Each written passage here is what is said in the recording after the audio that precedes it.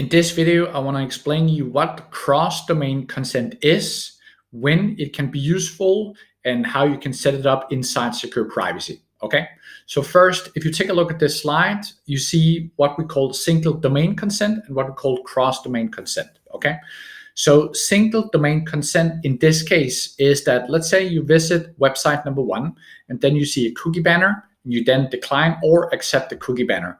You then navigate to another website and you see another cookie banner, and you have to accept or decline this one again. And this is what we call single domain consent.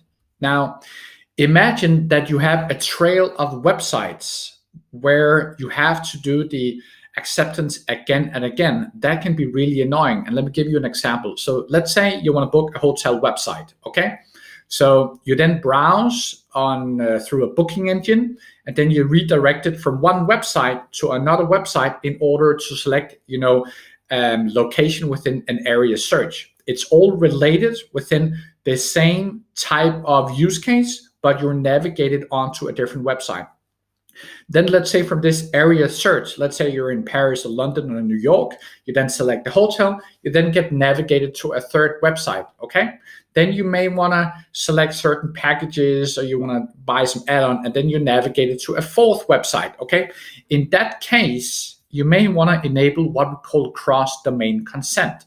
And that is the case that you have provided your consent upfront at first. Obviously, on this setup, you have to be inclusive and say that you are actually being transferred to other websites as well, so the user actually know what is being tracked on the related websites, okay? But this is the way that you can get the consent, but at the same time, you can ensure that the user experience is kept at an adequate level, and you don't annoy the user throughout the whole purchasing process, okay? How you set it up inside Secure Privacy is that you log into Secure Privacy, you navigate to domains, and then basically for those domains you want to have cross-domain consent enabled to, you basically find the column called domain consent group, and then you give it a name and make sure that all the domains are called are in the same group, okay? So that way that right here you see it's called consent group. So if you make sure that all your domains are in the same domain consent group, then you have enabled domain consent group. Okay, so that was a bit about domain consent group. Thank you.